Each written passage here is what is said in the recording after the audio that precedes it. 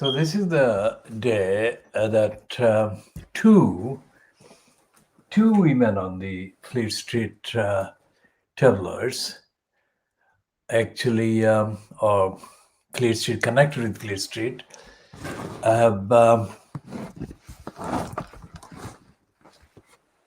kind of exploded, literally exploded with rage at, with hatred against this Tower Hamlers schoolgirl, Shamima Begum.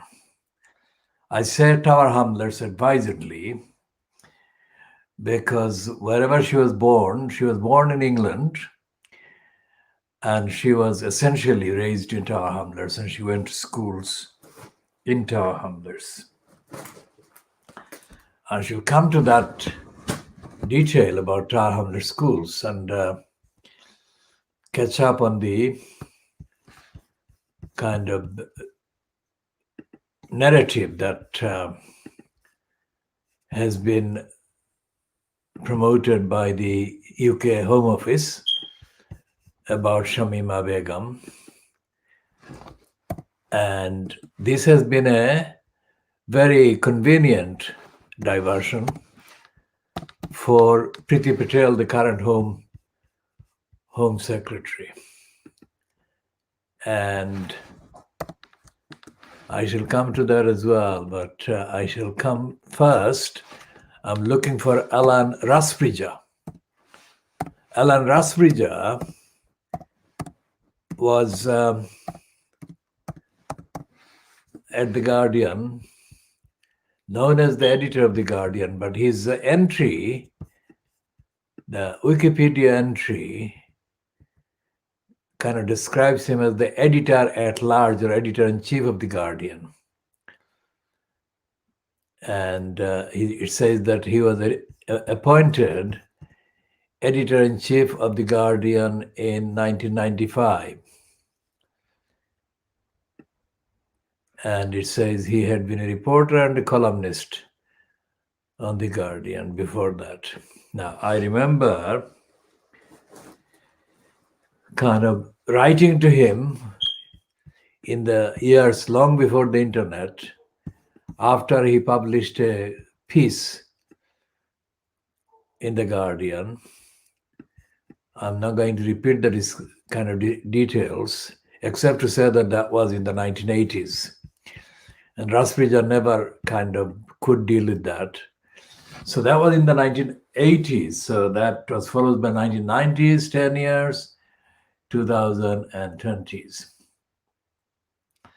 And he was editor-in-chief for a good 20 years, I think, or more.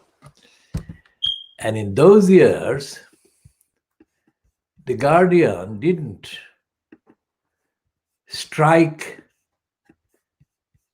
me as a reader or as a kind of auditor of the paper's contents as being particularly concerned about the welfare or the rights of the people, kind of demonized by the Fleet Street and the media. Now, here is the piece that I'm looking at, and I was looking at today. It's the latest kind of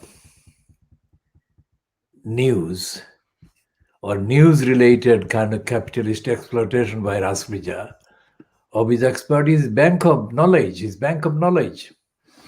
This one is called News and How to Use It.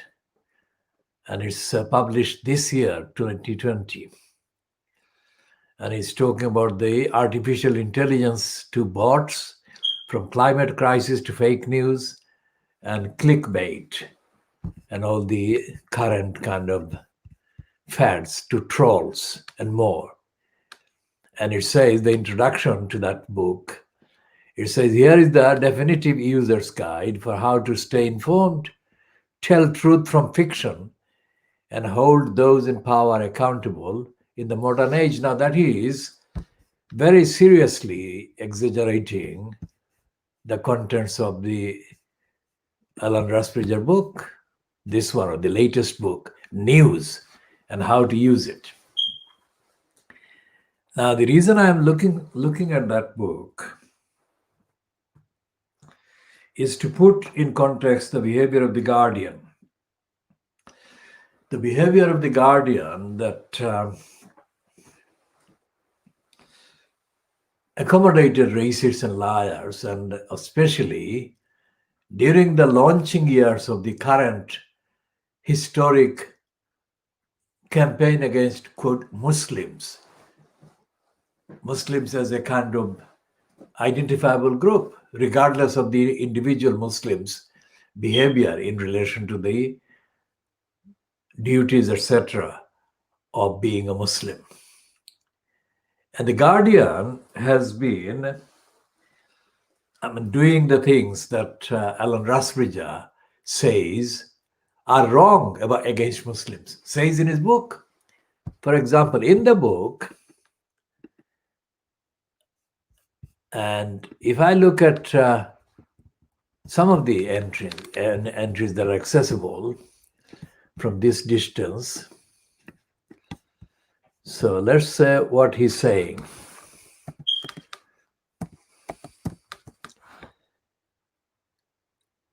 So he's got Islam and Muslims, this particular one.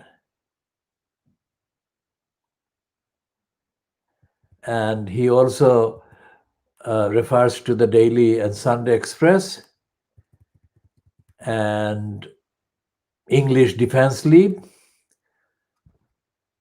1982, real name Stephen Yaxley Lennon, far-right anti-Islam activist.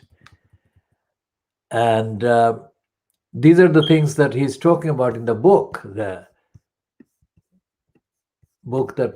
latest book that he's promoting, News and How to Use It. And some of the entries in his book about Islam and how Muslims are kind of targeted by racists. Now you'd see there is a linguistic kind of anomaly there, or confusion, because Islam and Muslims are not the same thing necessarily. And most certainly Islam and Muslims are not the same thing as race. But the kind of conflation and the confusion of Muslims, Islam and race, and the packaging by the racists of Muslims as a racial group has been happening most of the times in the last 30 years or even before. And this has been also the case with The Guardian. And The Guardian has been lying against Muslims generally, or misrepresenting Muslims generally, and doing most of the things that his book says is wrong with the media and the news and journalism. Now, today, Wednesday, 25th of November 2020, has been the day when two women, very kind of closely connected with Fleet Street as such, white women, and both of them are kind of visible also because they appear on kind of television, the tabloid television as well.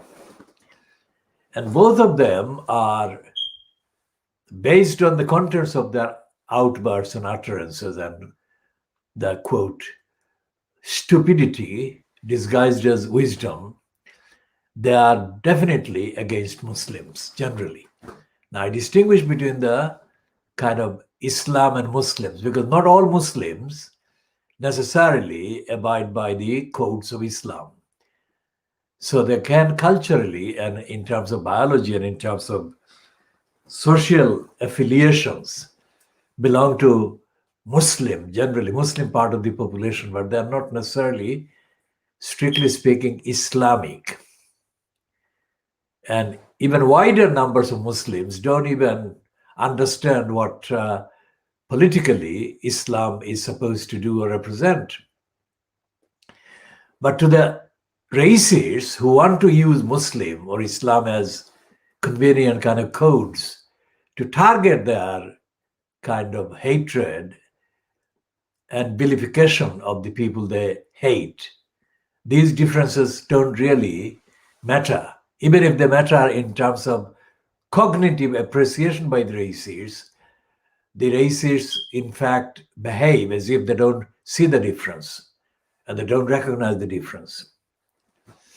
So that is where the difficulty for the majority of the ordinary Muslims arises from behavior that is reportedly kind of associated with Islamic terrorists.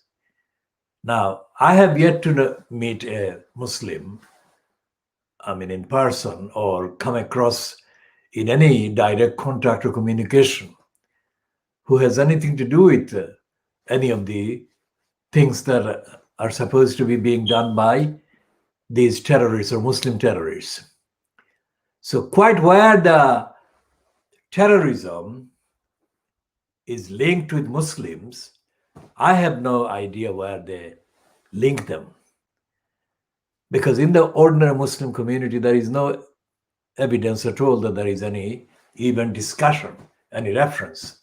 And if there were any discussion, most of the people taking part, Muslim people taking part, would be opposed, if not everyone. There hasn't been any such discussion, so I cannot give the exact statistics or the percentage. But my experience and understanding of the community and the population says that there would be no support for any of the violence and any of the things that are called terrorist activities. But the venom by these two women, for example, today, one is Carol Malone, whom I have renamed Carol Moron, because nothing to do with her views against Muslims, but against rationality, against intelligence, and against wisdom and general kind of logic. She is an illogical, very ignorant person, this Carol Moron.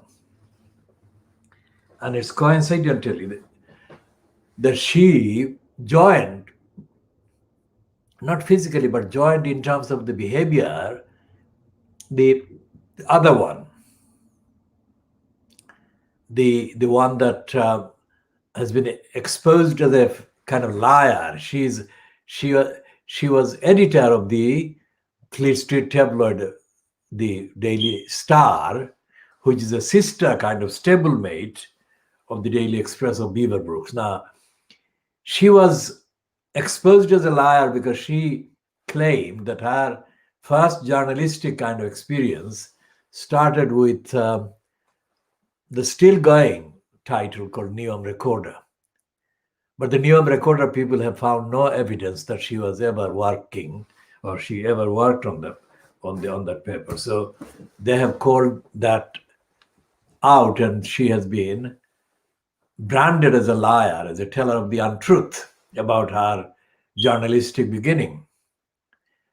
Now, these two women have suddenly, not suddenly in terms of their frequency of contempt for Muslims and their racist behavior and racist utterances, but they kind of today, Wednesday, they appeared on the media, separately, of course, but they appeared on the media expressing identical hatred against Shamima Begum. Now, this is happening in London. This is happening in Fleet Street or around Fleet Street. And this is happening in England. But Shamima Begum's kind of status as a kind of, quote, jihadi bride, that's how they call her.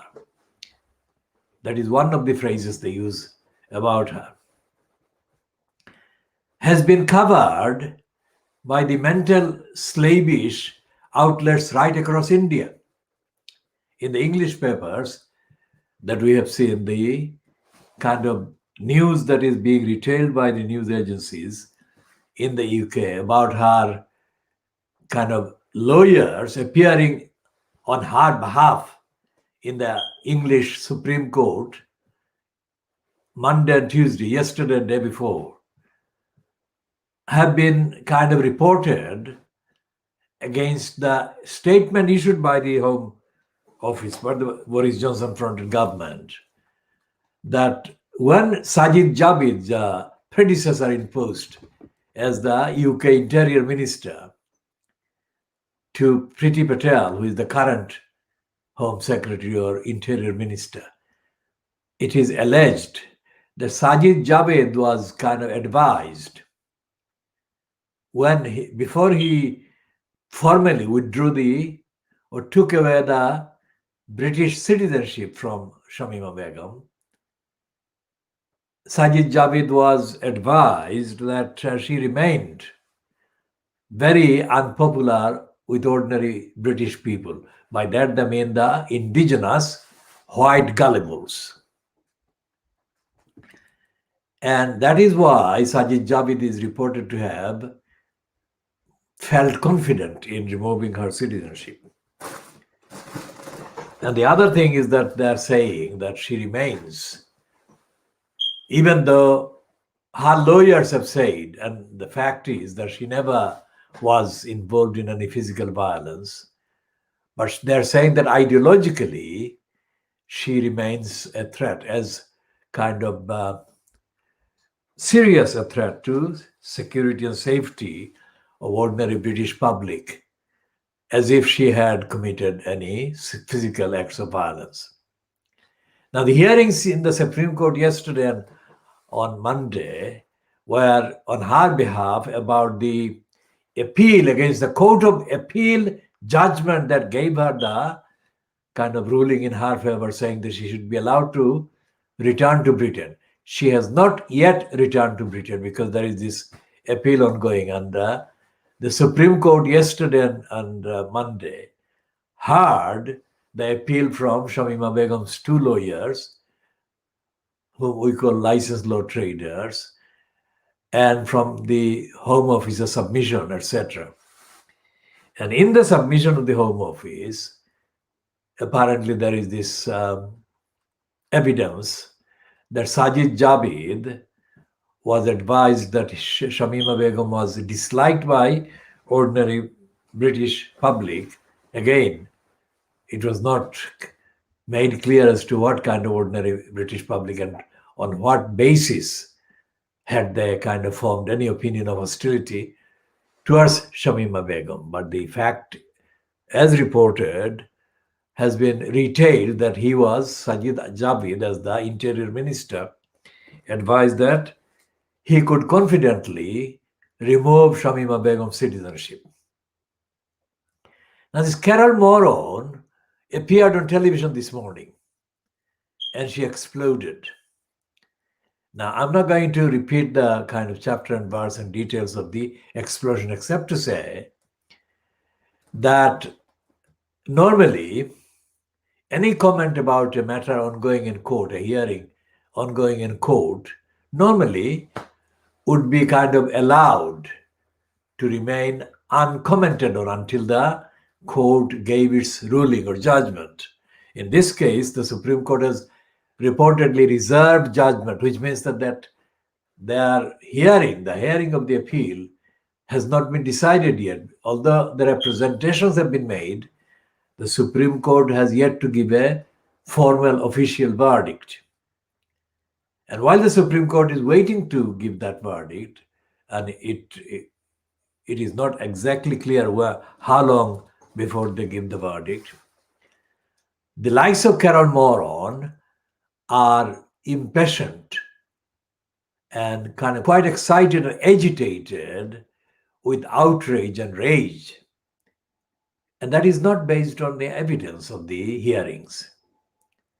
That is based on kind of preconceptions about Shamima Begum and what this particular individual, what kind of threat this person poses. Now, the rage and the outrage by Carol Moron against this particular kind of jihadi bride or whatever would be significantly and substantially different.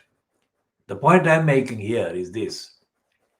There is, because Shamima Begum is not white, white in the kind of racial sense, in the sense of Western European white.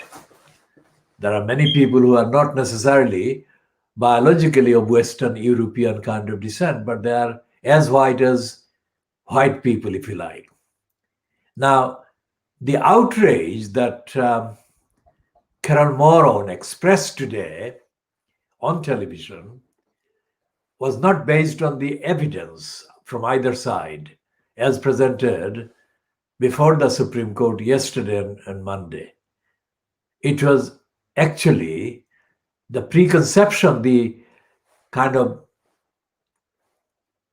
mental attitude formed regardless of that evidence by Carol Moron in her head. And she did form that opinion, an attitude, based on mainly the fact that Shamima Begum is a non-European person, and even worse, from the standpoint of Carol Moron, she was of a Muslim background. Now, as I have said, no Muslim person is known to have been involved in anything to do with Shamima Begum and her two school friends who were first kind of publicly known in television news reports where they were shown as having crossed Turkey into Syria in 2015. That was the only way that people, including myself and our community of all backgrounds into our hamlets, came to know about this. So there is no question that anyone had anything to do with her decision or whatever she must have undergone. She must have undergone some kind of communication with party or parties prior to appearing in Syria in 2015. But whoever such party or parties were or was still remains unknown to us. As so far as is publicly known and admitted by the UK government, including the kind of two regimes of two Asians kind of as Home Secretary, to the Home Secretary, the Home Office as well, because the Home Office has not disclosed who these people were or who this person was that had been in contact with Shamima Begum and did whatever they did to create in her mind that she should go to Syria. Call it radicalization, call it whatever. But nobody knows. And this has been a good 5 years. And nobody was kind of engaged in monitoring her or her two other friends. According to most reports, those two others no longer alive. They have died in Syria or wherever they went. Now, for me, an activist, campaigning activist for all these years, I have never come across anybody.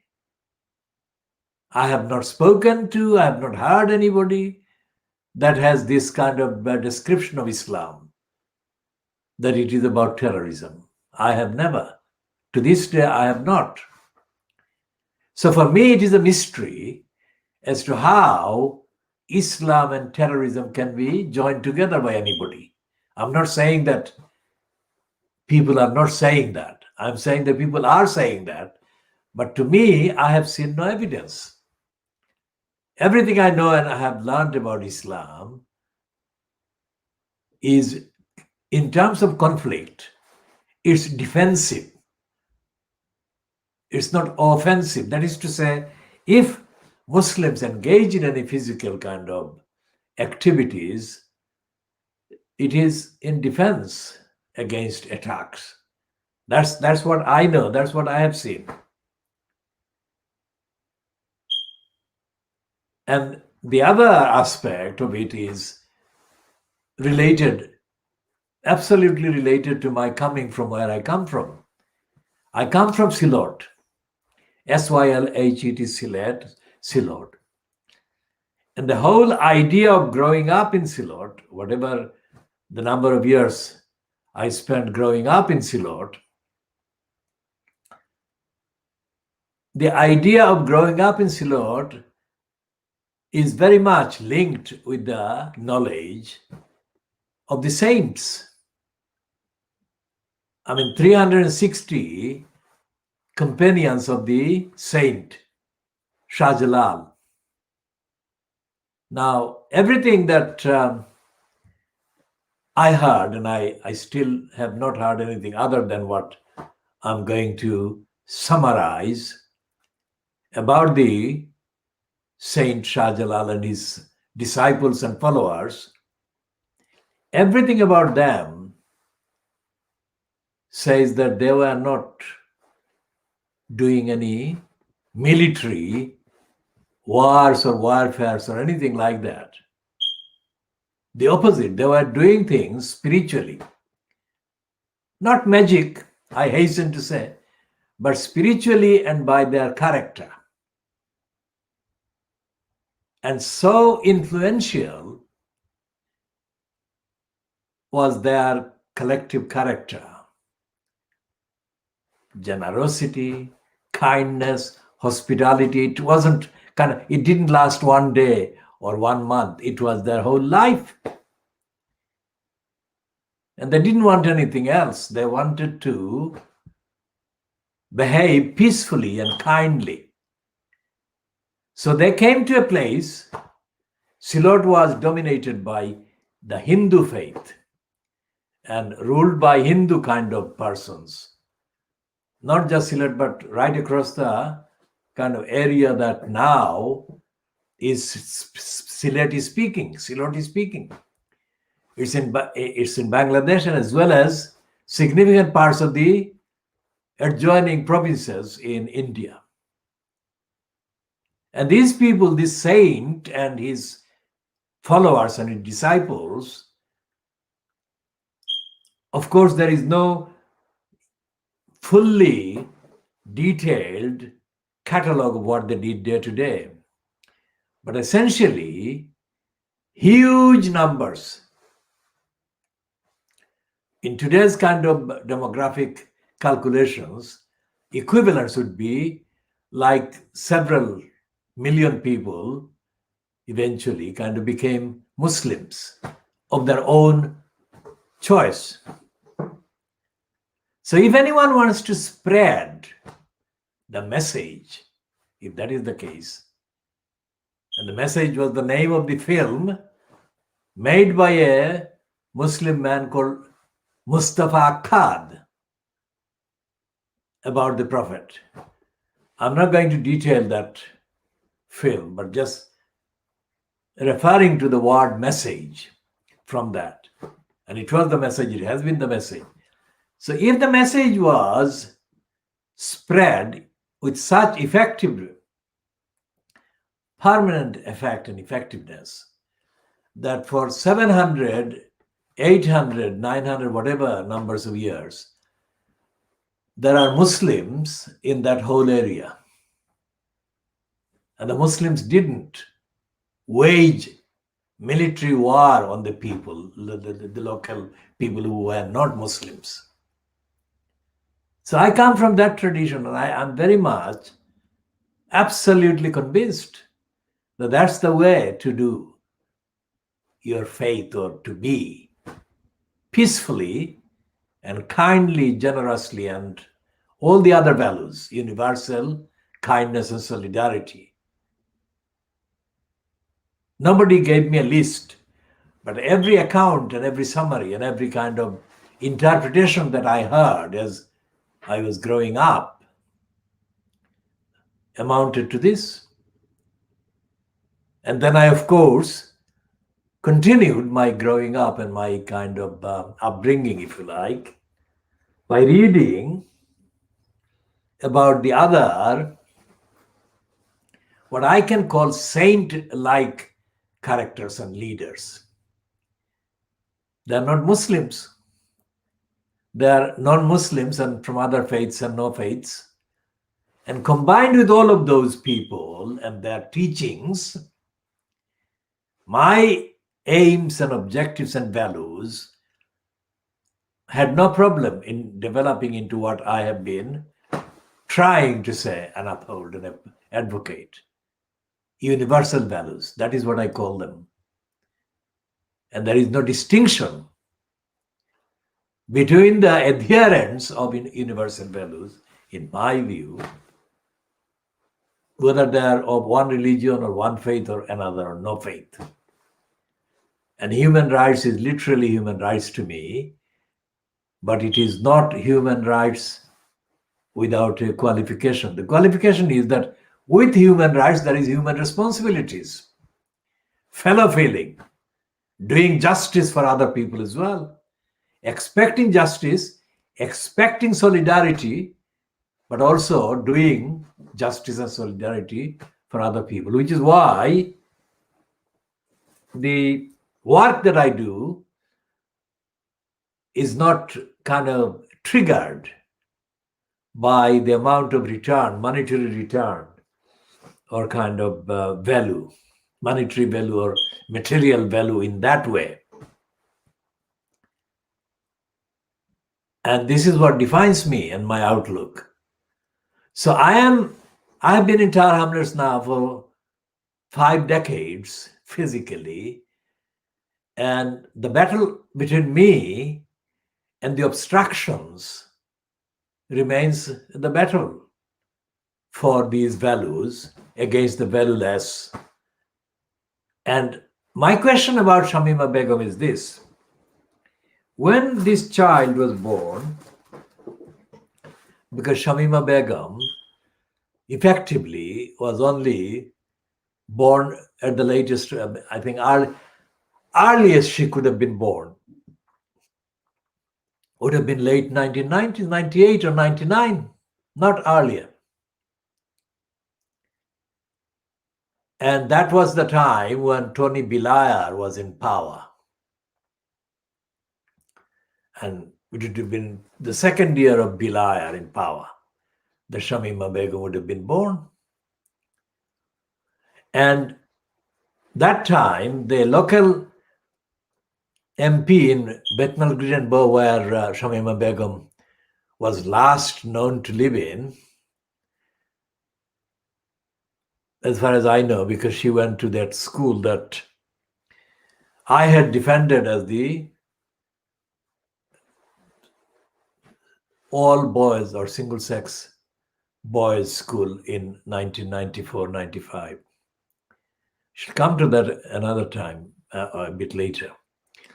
Now, Shamima Begum went to the school that I defended when it was called the Dainford School. And my defense of the Dainford School structure was very constitutional and very much based on the continuation of the battle for educational rights in an atmosphere where children are not distracted. That being a secondary school and having been significant time, it was used by mainly Jewish families. Jewish children attended the school, and Jewish boys. And the Bangladeshi parents, who were significant numbers of the parents, if not all, of the children in the 1990s, early 1990s, objected to the local council changing the composition of the school population from being a single-sex boys' school into a mixed-sex boys and girls school. Now, if the single-sex boys' school was okay, good enough, when the Jewish people used it, why couldn't it be good enough when the Muslim parents wanted to keep it like that? And who was creating this completely illogical kind of difference between the Jewish tradition and the preference of the Muslims that succeeded them in terms of demographic concentration. So I took up the case of the parents who approached me as the campaigner, not because I had a child. I didn't have a child at the school, but I was approached by various people who could not handle the council's plan. They couldn't actually oppose it. So I mobilized about 1,800 parents' signatures over several months. But we were let down by a number of Bangladeshi traitors who betrayed the principle and took the shillings of the council and lied to the parents and narrowly enabled the vote to be lost to the mixed sex school composition. These are the same kind of traitors that are silent now about Shamima Begum. One of the things we said in 1994-95 when defending the single-sex status of the Danesford School was that it would be educationally sound or sounder to have just boys in the school so that they could concentrate and they could focus their attention to the studies and academic work and sports and whatever. When the school became mixed sex, the quality of the school obviously went down. Now, because the traitors kind of colluded with the Township Council's crooks, we didn't have any direct intervention afterwards because, first of all, I had no particular kind of role as a guardian or anything because I didn't have any child, or I wasn't nominated as the guardian for any child by any parent or family. So I didn't have any need or reason to continue to be engaged with the behavior of the school. But I did have occasional kind of input from people that were with the campaign against the conversion of the school to a mixed-sex school. And the reports were dismal. Now, that is not unique in Tower Hamlets. Because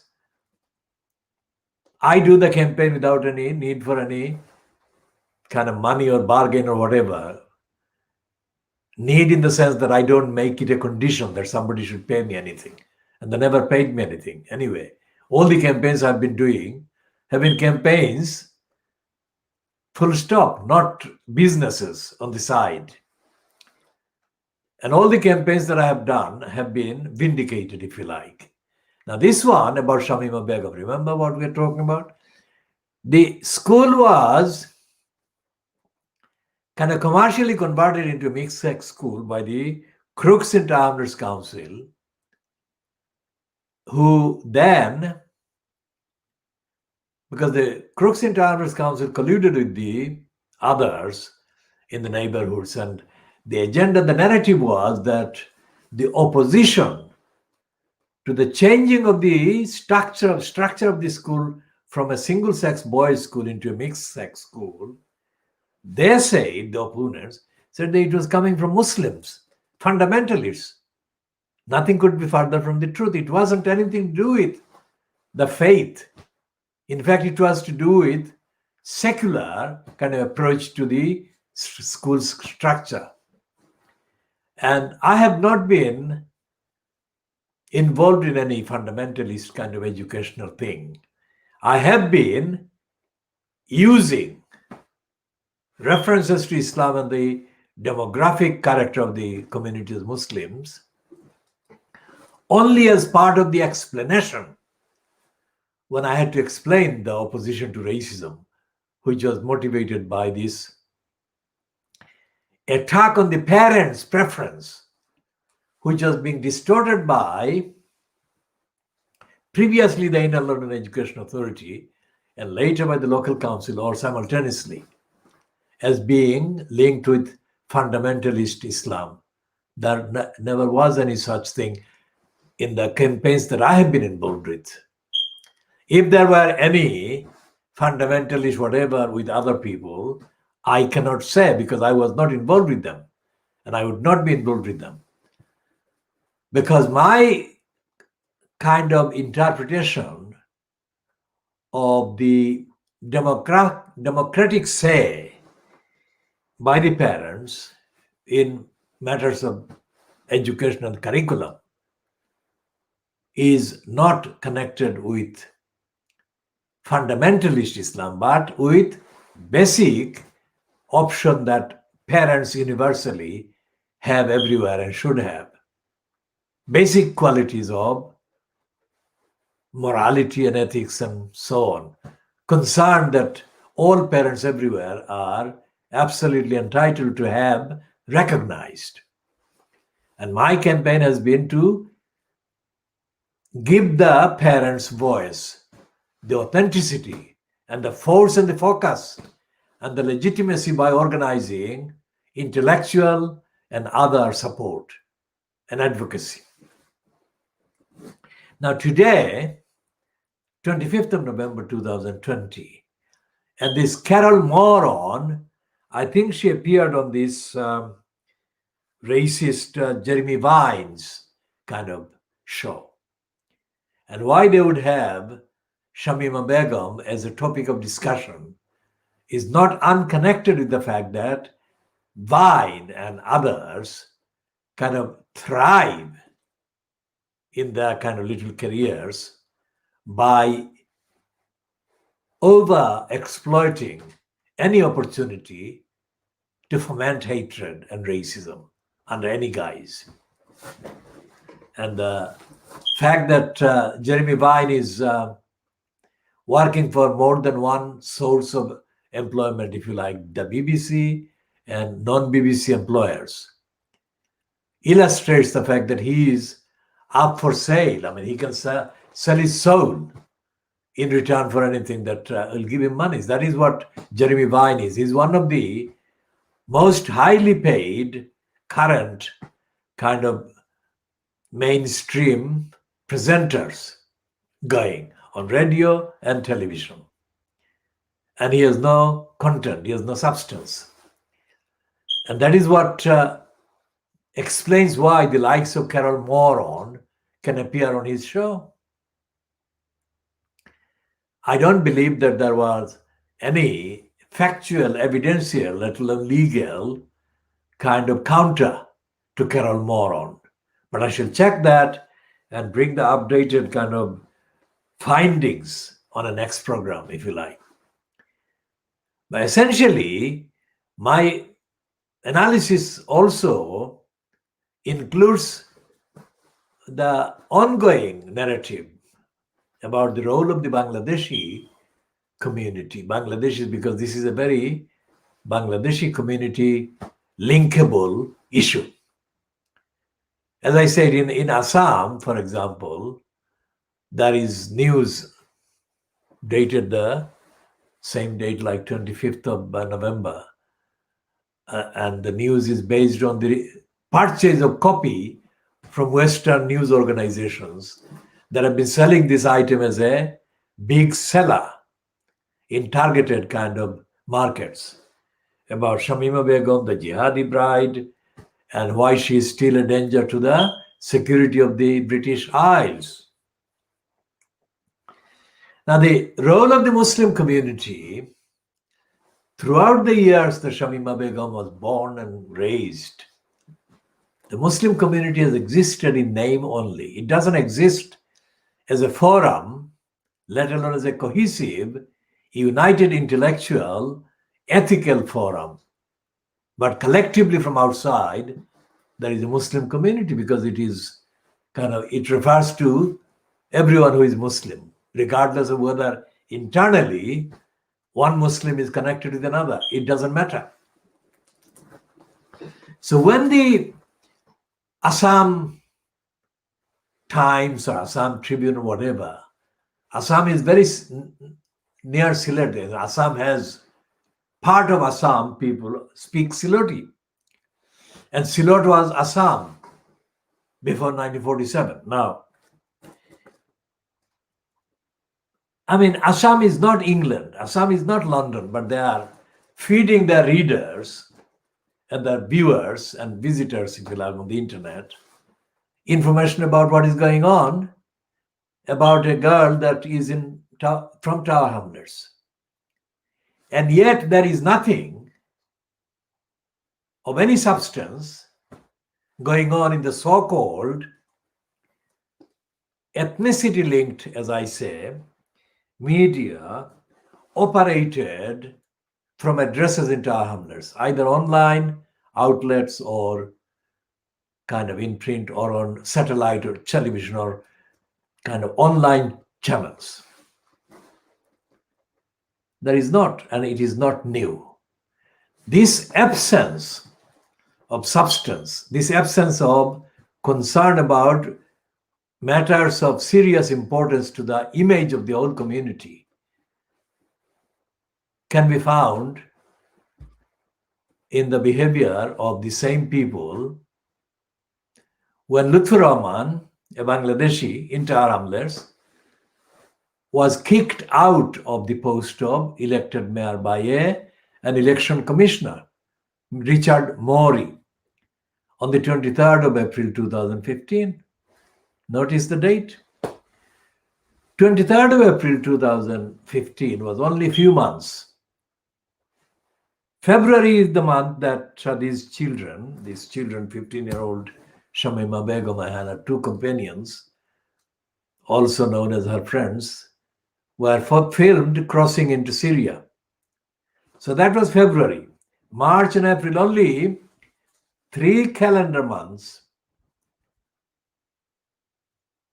before Lutfur Rahman himself was reported as having been kicked out by the election commissioner Richard Mori from Lutfur Rahman's post as the elected mayor at the expense of Tower Hamlets. Now I call it at the expense.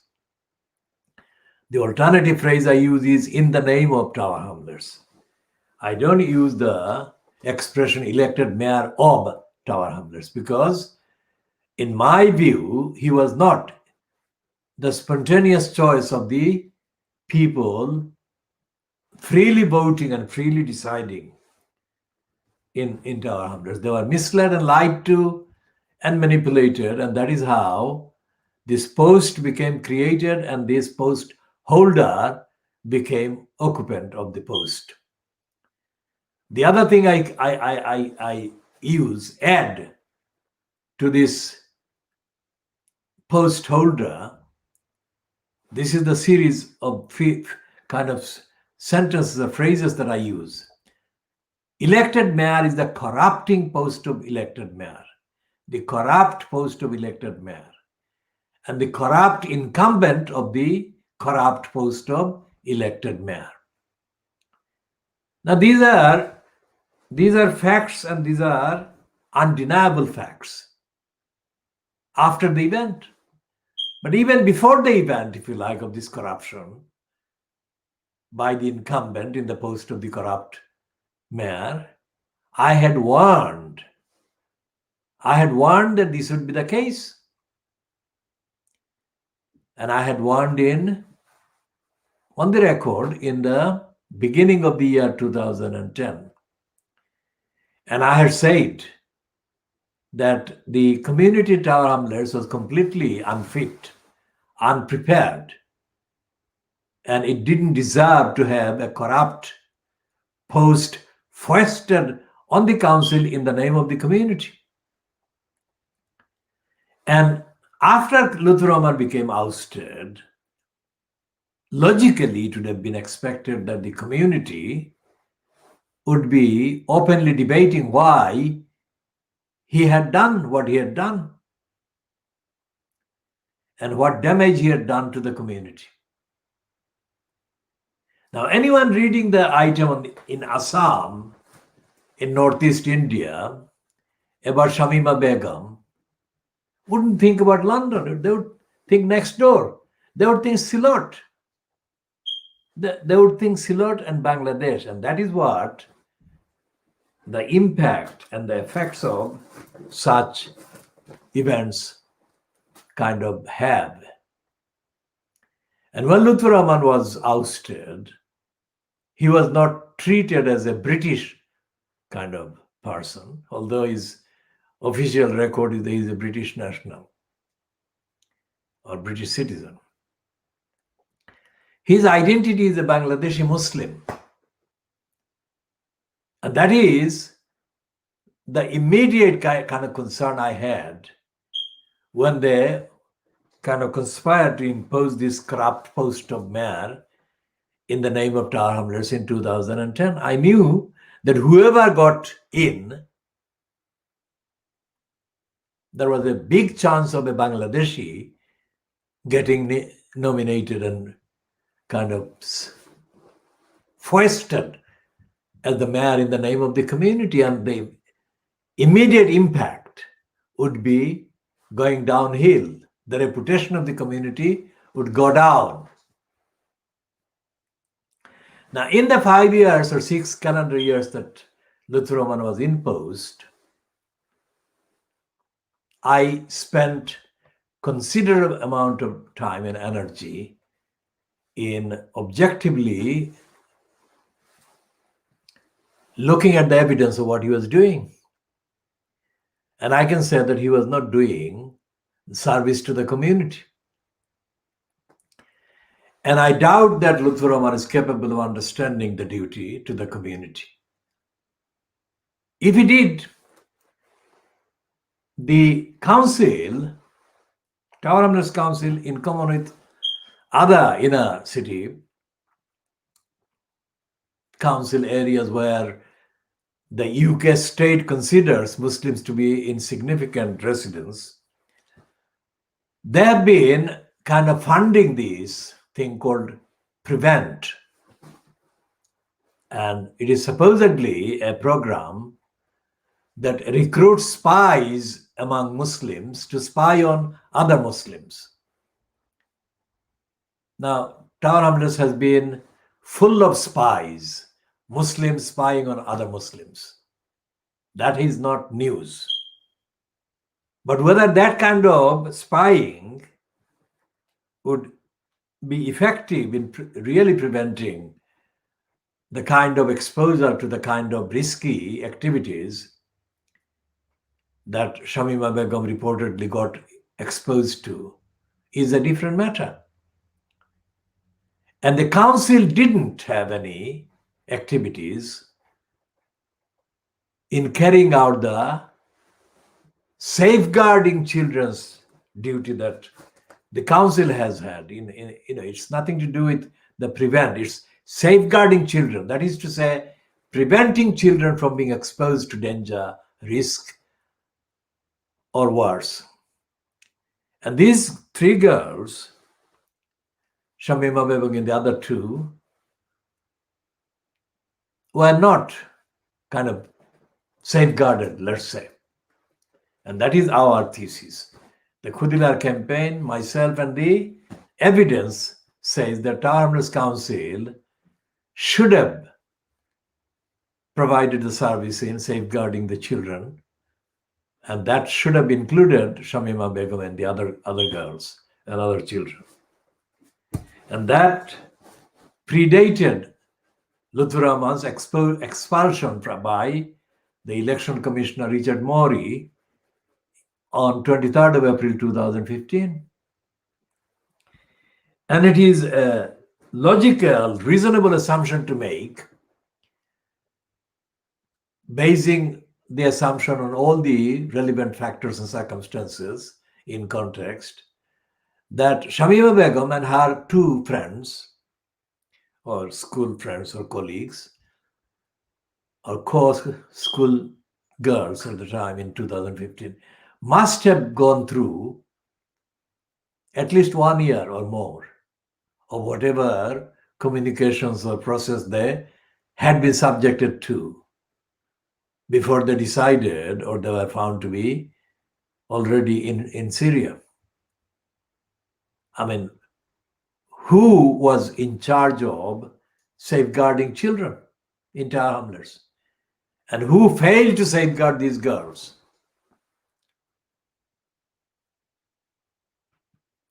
And what are the mechanisms? What are the kind of activities that the safeguarding personnel kind of take? What kind of action they take to safeguard children? Find out what child or what children need safeguarding. Because the council has all kinds of liars imposed as social workers. They make up things and make up wrong files and completely fabricate files and things. That is a given. Which is why Wednesday's news on online saying that Tower Hamlets Council has said to the UK central government that it would cut funding that would affect the particularly children who have got hearing problems or deaf children. It is estimated, I don't know the exact number, but it is estimated that at least 500 children or 500 families are affected by children who are deaf. Now, the warning that has been retailed by some of the news outlets today has been aimed in the direction of the UK central government.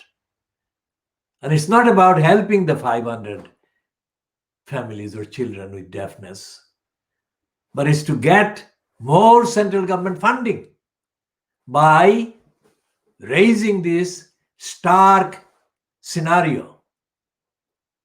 The deaf children are being denied service. And it's all the fault of the UK central government.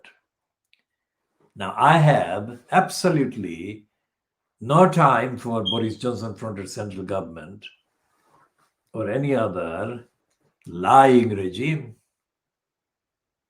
But given the evidence of the behavior of Tower Hamlets Council as a habitually negligent council, habitually corrupt clique of directors and overpaid morons and liars, I cannot accept as 100% authentic that cry that has been spread through the media today, Wednesday, 25th of November, 2020. Not only is there no account normally of what the Tower Hamlets Council does with the money that it does receive, there is no account as to the quality of service they provide. And there is no evidence of any acknowledgement by Tower Hamlets Council of any of the thousands of complaints they have against their behavior from people across the borough. So that is the Tower Hamlets Council.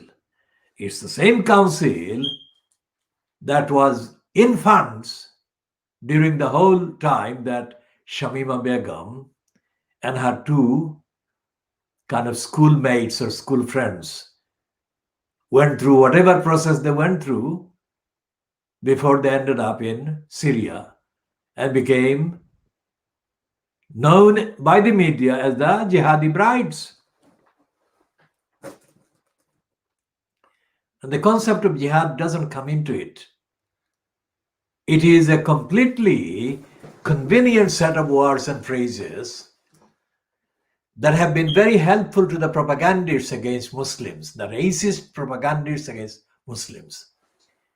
Now, to an intelligent Muslim or intelligent Muslim leaders, this should have been known throughout the whole period. So where are the intelligent Muslims? Where are they? I have not seen or heard of anyone, including those who are all Muslims, whom Lutfur Rahman gave funding, several million pounds altogether. And those funded elements, outlets, included, not all of them were, but included a number who were funded by Lutfur Rahman, even though these particular recipients did not make a formal application for any of these fundings that they were given by Lutfur Rahman. Now, why was he so enthusiastic about that, about funding them? And why was he deaf? Remember the word deaf? 500 deaf children. Why was he deaf to the theoretical possibility that girls like Shamima Begum and the other two could have been undergoing process of being distracted from their lives and being completely destroyed and taken off track and turned into images of jihadi brides and whatever other things that have attached to them since. What was Lutfur Rahman doing? What were his advisors doing in those years?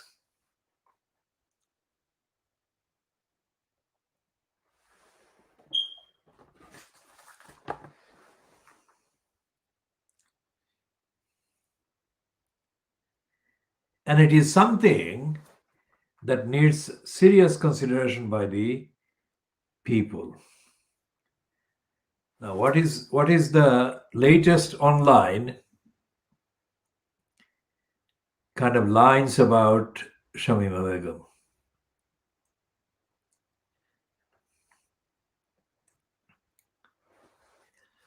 And the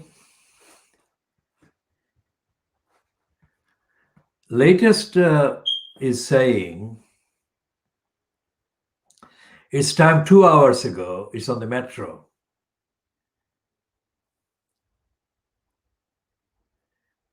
The father of a British man left fighting with Kurdish forces on the Syrian border has attacked what he views as the double standards of the Shamima Begum. Let's see what he's saying.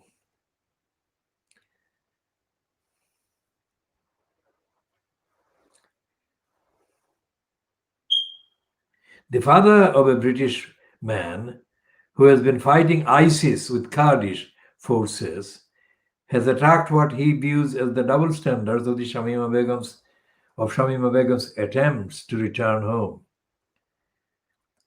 Paul Newley's son, Daniel, is stuck in legal limbo as a combatant in a foreign war zone and risks potential arrest if he returns to the UK.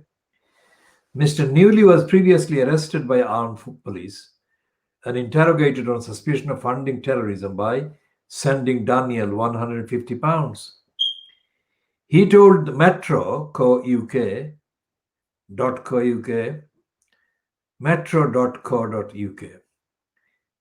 his son is unable to return for Christmas because the legal situation is unclear. Daniel remains on the border between Syria and Turkey with the People's Protection Units known as the YPG. And it's like a kind of,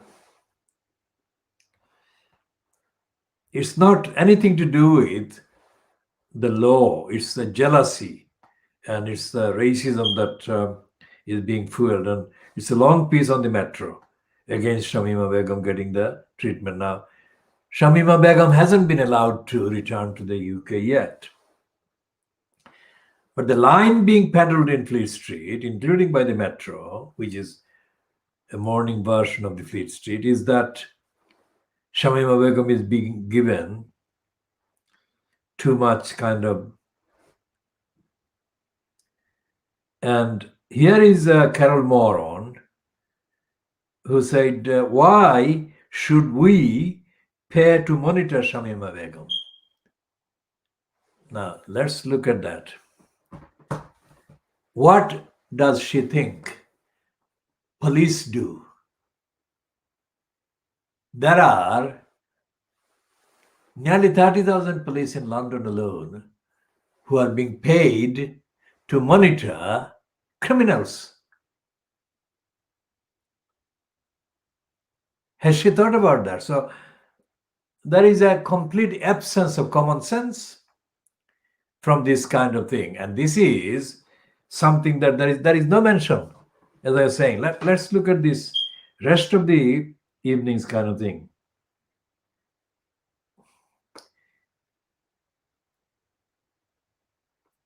there is no mention anywhere in the items that I'm looking at of the Bangladeshi community leaders or Bangladeshi councillors. Of course not. So instead of saying nothing, they could have said something. But what could they say? In the last, let's say, 50 years of the Bangladeshi community settling in Tower Hamlets in significant numbers, there has been no funded careerist Bangladeshi anywhere who has behaved differently.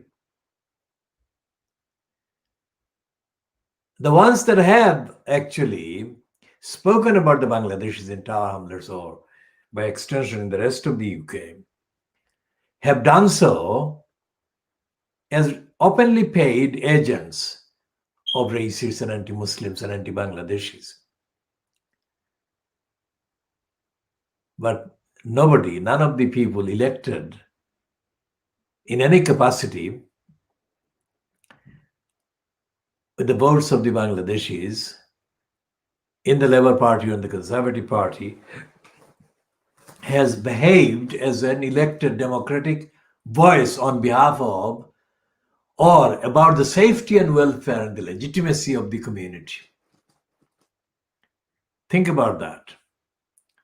And this applies to Shamima Begum as it applied to that boy in 2013 who was murdered in the school near Poplar, in Poplar. Langdon Park schoolboy, Ajmal, was a teenage boy was murdered by other Bangladeshis. Now, that was the year 2013 when the incumbent in the corrupt post of the corrupt mayor was Lutfur Rahman.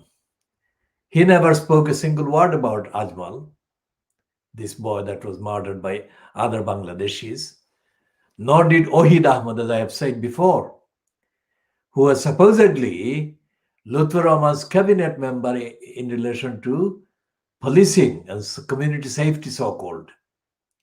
And I have also said that I went to speak to Ohid Ahmed in Tower Hamlets Council. And Ohid Ahmed was in physical denial of that meeting. That is to say, he wanted to have as brief a conversation with me as possible. That's not what he likes to be seen as, but that's what he did. And when I asked him about what these children were doing to one another, the Bangladeshis were murdering other Bangladeshi children, Ohid Ahmed said that it was to do with gangs. I didn't go there talking to him about gangs. I went there to talk to him about Bangladeshi community and the fact that he, Ohid Ahmed, was only elected because of the Bangladeshi votes. And the claims that he made about concerning himself with the welfare of the Bangladeshis. And he said that they didn't want to have anything to do with the gangs. They were not involved with conversations with the gangs. Now, if the council wasn't involved or wasn't interested in getting involved with the gangs, then who was going to be? So I said, the police. He said, well, we talk to the police, but I said, where are the evidence? Where are the minutes? And Ohid Ahmed said that the minutes are not published. So you can see the difficulty. You have elected councillors who are effectively hiding the evidence of what they did or they didn't do. So Ohid Ahmed was the part of the administration of Lutfur Rahman, and he was supposed to be about community safety. There is no trace of him saying a single word about Shamima Begum. Not that I can trace. And there is nothing on the internet, there is nothing on the public publicly accessible platforms that Ohid Ahmed has said anything.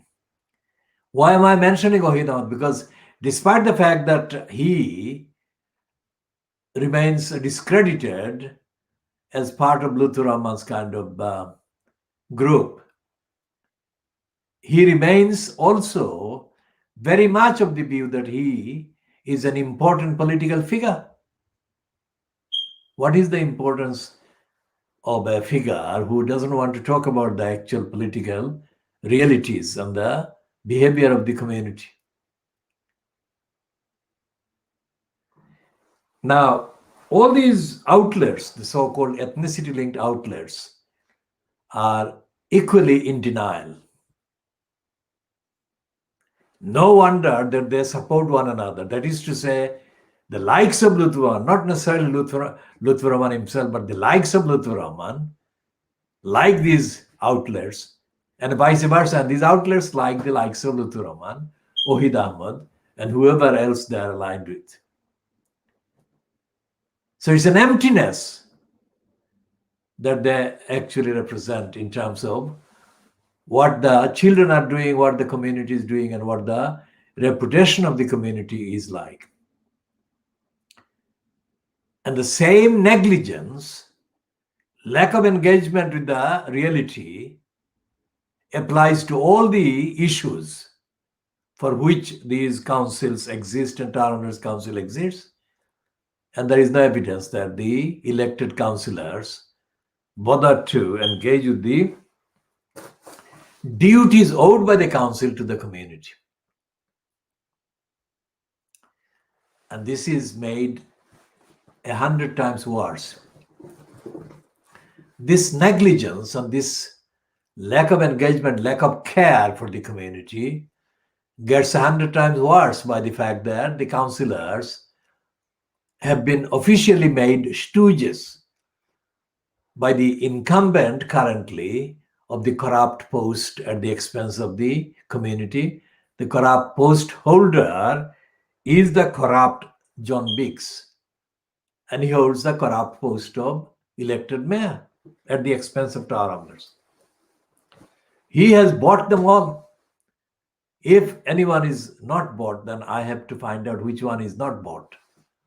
Otherwise, all the councillors have been bribed and given various personally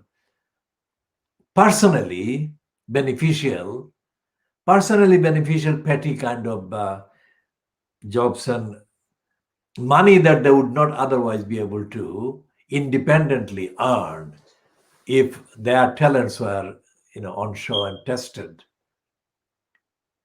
So we've got a parasite council made up of people who are otherwise not capable of creating for themselves anything like the equivalent financial income that they are getting from this corrupt mayor of the corrupt post. So it's a parasite council. They are not really delivering democracy to the local community. So it's a kind of emptiness, a gap that is destroying the image of the community and the future of the community. And the future includes, not exclusively is represented by, but includes children like Shamima Begum. How did she end up in that position? Who cared? Did the council care? No. Did the MPs care? No, not as far as we know. So who cared? And why are the elected post holders? Did the police care? Well, heavens no, we don't know that. And we don't know even additionally because police don't even care when an election commissioner kicks out the elected mayor on corrupt practices and publishes a long list of dishonesty perpetrated by that elected mayor incumbent in the name of the borough. The police didn't do the investigation, and if they did, they didn't find the publish or share the actual process of the investigation. So it's not in England. This is the Tower Hamlets. When it comes to Muslims and that kind of behavior, Tower Hamlets doesn't exist. It's on a fantasy island somewhere millions of miles away from real Earth. So I can come to Bradford, I can come to Greater Manchester, and I can come to Yorkshire, and I can come to various local boroughs with significant Muslim populations. And similar things have been happening there as well. As I keep saying, because this is a very serious matter. Gangs of mainly Pakistani men carried out organized rapes and sexual exploitation of mainly white children, white girls. How did that happen? There is no mention in the records of these councillors in those areas, or the political parties, or of the police, or of the MPs, except when the MPs kind of need to raise that as a racially provocative issue and exploit it for their particular careers. Otherwise, all the MPs are silent. So you have to see that where there are significant Muslims living in parts of this country, significant amounts of criminality and crimes are not only ignored, but they are encouraged, allowed by these councils and councillors, by these MPs and the Labour Party and the constituency parties, and by the police. That's what is happening. That is on the evidence.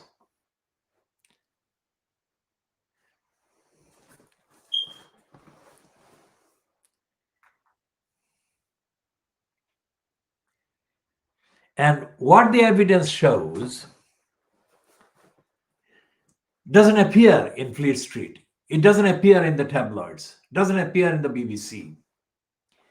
It only appears after being kind of filtered over 10 years, 15 years through other processes, and after being kind of given pseudo urgency following an inquiry. And the inquiry is carried most often by crooked persons, crooked by their own kind of behavior and their agendas. They are not inspired or propelled into action by any concern for the welfare of the children.